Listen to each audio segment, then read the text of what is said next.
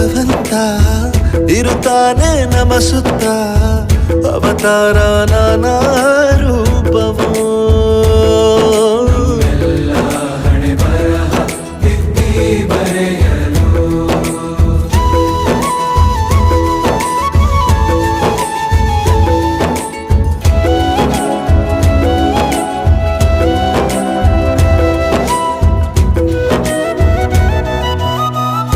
ಬಾಳಲ್ಲಿ ಲೆಕ್ಕ